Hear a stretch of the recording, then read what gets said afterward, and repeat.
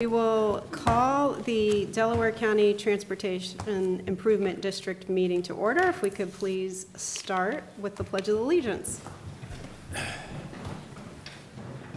Allegiance to the flag of the United States of America and to the republic for which it stands, one nation, under God, indivisible, with liberty and justice for all. Again, welcome everyone. I am filling in for our chair, our county engineer, Chris Bauserman, who may be joining us a little bit late, but we do have a quorum here. We have Mr. Blaney, myself, and Mr. Killey, and I think we are good to go. Do we have any public comment today? Not this morning. Okay, no public comment. Everyone should have a copy of the minutes of the March 9th meeting. I don't know if you've had time to review or if there are any corrections or a motion to approve. So move. Second. All in favor, say aye. Aye. If no one is opposed, motion passes. Board member reports, before we get to our secretary's reports. Anything to report? Nothing. Okay. Mr. Secretary. The current cash balance is $6,802,944.19, and the auditors are currently auditing the 21 financials, and they should wrap that up in the first week of June. Okay, great. Thank you. Any questions on the treasurer's report? Okay, great. Staff report. Good morning, Madam Chair. I will just go briefly through the staff report, the monthly report I provided in the packet, and then I'm going to ask Jonathan Owen. Jonathan is from the City of Delaware Engineering Office, talking about the Sawmill Parkway Phase G. I'd like for the board to have a little bit of a discussion about what you're envisioning for that project. Have a suggestion or a proposal, I should say, for that I'll go through in just a moment. So an update on our current projects. You'll recall we are in contract with MS Consultants for the design of the I-71-36-37 interchange. That work is going well. I've had a number of meetings with MS Consultant staff as well as ODOT working through the design, and so we'll continue to do that with a submittal, first submittal, probably late this summer or fall. Still a lot of moving pieces and parts. ODOT is running a concurrent study, basically updating the old environmental document that was done in 2017 or 2018. It's becoming out of date and needs to be updated to be still valid. So any questions on that, feel free to let me know. Home Road and Sawmill Parkway improvements. Shelley and Sands is at work right now. They're making good progress. They're about 30% done with that project, adding turn lanes at the intersection, and then adding 2 new traffic signals. Those will come in later this year once the poles are delivered, but we are anticipating basically all the roadway work will be done in August or September of this year, and that's a $4.1 million contract. Sawmill Parkway Phase G, you'll recall that at the last meeting in March we talked about this briefly. This is a project that has been on the shelf for quite a while. The City of Delaware has some new interest in a business park development, and I'll let Jonathan talk more about that, but there is an effort to get the next quarter mile or so of Sawmill Parkway Phase G done. This is the part north of US 42. And so we discussed, and I did go ahead and apply for the ODOT TID grant for $500,000 towards that project. I have not heard anything back from ODOT. I expect there will be probably some presentations from each applicant. They'll schedule those, I would imagine, sometime in June or July, and then we'll find out more as to our success on that. Do they have a set time frame when they award those? It has varied anywhere from July to October. Okay, So I don't know. They did move up the applications by 2 months this year, which I thought would lead them to get the grant awards issued earlier. I don't know if that's gonna happen. I know ODOT's pretty busy right now, like everyone else. okay, thank you. So, in your packet, I provided a draft project agreement that the city of Delaware is also reviewing. Under this agreement, the TID would contribute $500,000 to the city towards Sawmill Parkway Phase G1, what we're calling G1, being that first 1,600 feet of roadway. Under that agreement, then the city would reciprocate and provide $500,000 towards Phase G2. Phase G2 is actually almost entirely outside of the city limits, at least for the moment. So, but nothing in this agreement obligates either party towards Phase G2, other than the city would basically return that $500,000 as a contribution to Phase G2. So Phase G1, as I understand, Jonathan can correct me, is fully funded, but we are still looking for funding for Phase G2. And so at this point, I would like your input, and Jonathan, if you'd be so kind as to maybe give us a quick update on where things stand in your world. Well, as Rob said, I'm Jonathan Owen. I'm the project engineer of the city. I work for the city engineer, Bill Freeno. Some of you may know.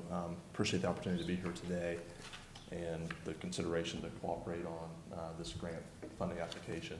The road project really got kicked off in earnest at the beginning of the year when an economic development opportunity arose for a developer to develop the next property north and west of where Sawmill Parkway ends today.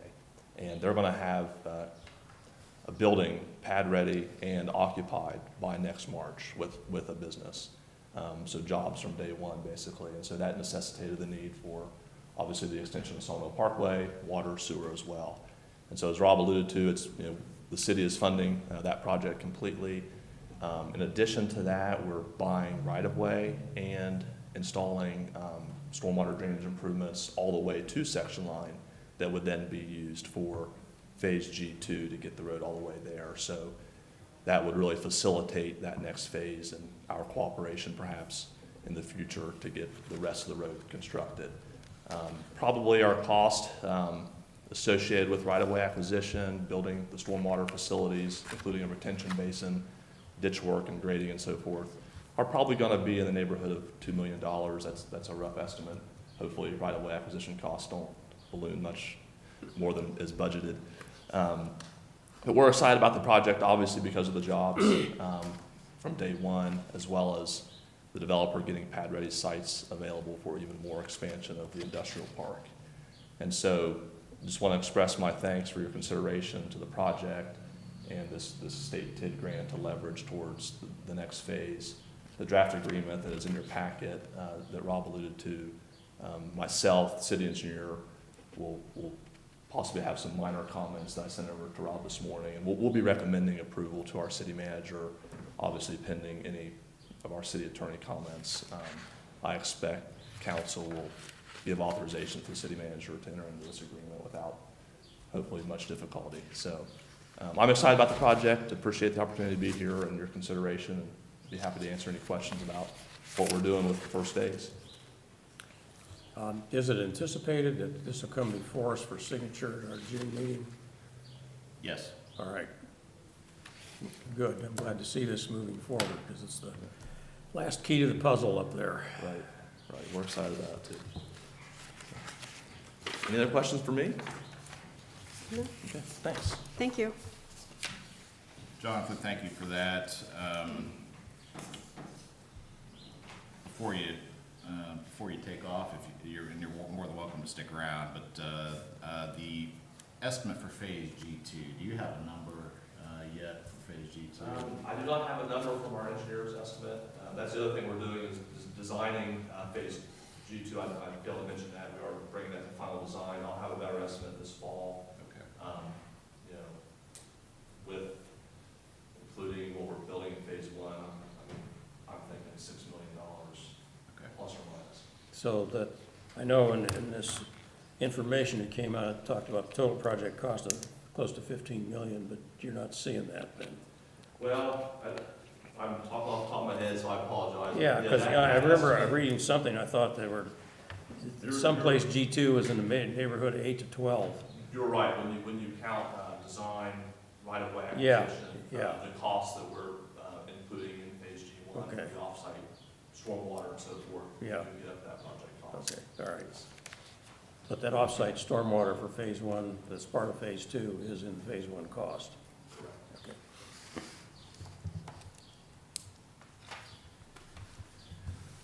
So again, in your packet, feel free to review that agreement, but basically it's just a reciprocation in essence of funding, providing funding for phase G1, essentially out of the ODOT TID grant. And then that it would be possible to reapply for phase G2. I think this project is of the magnitude and importance that both phases might score high enough to get, $1 million for this. So we can revisit that next year, obviously. I don't know that we have a time frame certain for G2. Jonathan and I have discussed that. I think at this point it's basically a matter of closing the funding gap. The design will be complete about the end of this year, is that right? So that will not be an issue, but we'll need to discuss further how phase G2 will be funded. Any other questions on Summit Parkway? Just a question on phase G2. When we talk about additional funding, I mean, I don't know that it's really related to the TID, but what are the other funding sources that we're looking at? Are we talking about incentives, TIFs, CRAs? How is it looking to be funded? Yes, we've had some of those discussions at a very brief, high level. My understanding is there would be potentially some TIF funding available from the business park to go towards G2. I think the issue will be kind of the upfront cost, the cash Okay. flow. But there's potential of Ohio Public Works funding. There's potential of obviously the ODOT funding, and then the TIF or CRA. I think that has the potential, which I suppose that's a segue to my next topic I wanted to talk about, which is our annual funding pledge. The county commissioners currently contribute $400,000 per year to the TID, which we're very grateful for, and I think we've made good use of that to date in advancing some worthwhile projects.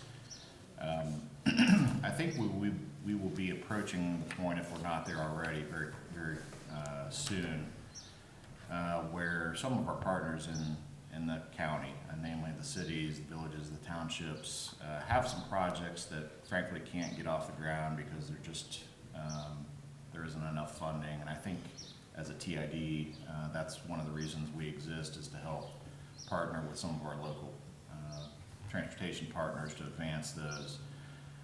We've been very fortunate as a county in that our sales tax has grown dramatically over the years. We've seen, growth persist even through the COVID pandemic, and so one of the things we'll want to be talking about, and I'll be talking, Chris and I, I'm sure we'll be talking with the commissioners. Tracy, I think we've already just briefly talked about it, but increasing that annual pledge to the TID to make some of those other projects possible. We've gotten to a point, I'm afraid, that we've had significant county investment in some of our county roads, but we still have township roads lagging behind. In particular, some of our rural townships are struggling to come up with the money to fix their roads. And then there's also some, in our urbanized counties, there's some big notable projects that need to be done just because of the traffic growth. So again, just a topic I think we'd like to talk about further. I wanted to present that to you for any comments or questions or suggestions. And that's all I have from our report, so thank you. Yeah, I think, any help we can get to keep this thing funded and moving is is good for everybody. Can I ask a general newbie question? How do the projects come forward to get funded through the TID? Is there a list, or is it, how have you historically decided on what gets funded? Yeah, so to date, most of the projects that we've done as a TID have basically been partnerships with the county commissioners, doing county road projects in partnership. Early on, there was really an advantage to doing that because of the prevailing wage exception that TIDs had. Yeah. That has kind of gone away, unfortunately. Yeah. So there isn't the same advantage anymore, but we were able to do some projects, I think, cheaper than we would have had we gone the traditional county route. We did have one project where a neighborhood approached us. This is the Riverby subdivision. They were in need of, or desired to make their private roads public. We had a mechanism to do that through basically a lease agreement, and levied a special assessment in partnership with the neighborhood. That turned out nicely, and that secured some ongoing revenue for the TID over the next 20 years through that assessment. Really, to date, most of the projects that we've talked about have come through the county engineer's office. I think there's an opportunity to kind of cast the net a little wider in terms of other agencies approaching the TID. In particular, I'll say it again, the townships. There are some notable township projects that could use some funding assistance, and really, I think absent that, we've got some township roads in the county that are going to be really overburdened with the traffic growth we're seeing if we don't try to help them move along. So, and then cities, of course, being a funding partner, I think that's an opportunity as well. So, long answer to your question. No, that was really helpful. I appreciate it. Any other questions for Rob?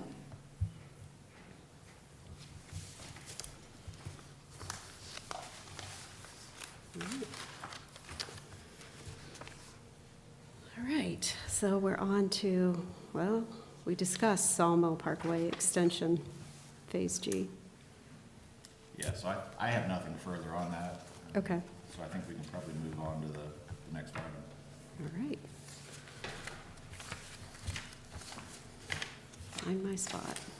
All right, we have Resolution 2022-05, amending the certificate of completion for the Home Road Extension Phase 2 and 3. I'll move we accept the resolution. Second. All right, we have a motion and a second. All in favor? Aye. Aye. Opposed? Motion carries. Madam Chair, I don't know if the agenda in front of you has 2022-06, amending the certificate for Hyatt's Road. We do not need to do that. I spoke with Okay. Sai yesterday, and that is no longer necessary, because that certificate did include the necessary numbers for reimbursement from Delco when we filed that last year, earlier this year. All right. Do we have to do anything formally to remove that, or just ignore it? So I think we will just move Okay. 2207 up to 06. So the 22 budget item we still need to do, we'll just call that 2206. All right, we will do Resolution 2022-06, amending the 2022 budget. So move. Second. All in favor? Aye. Aye. Opposed? Motion carries. Any other business that we did not cover? All right. If not, can I have a motion to adjourn? So move. Second. All in favor? Aye. We are adjourned. Thank you.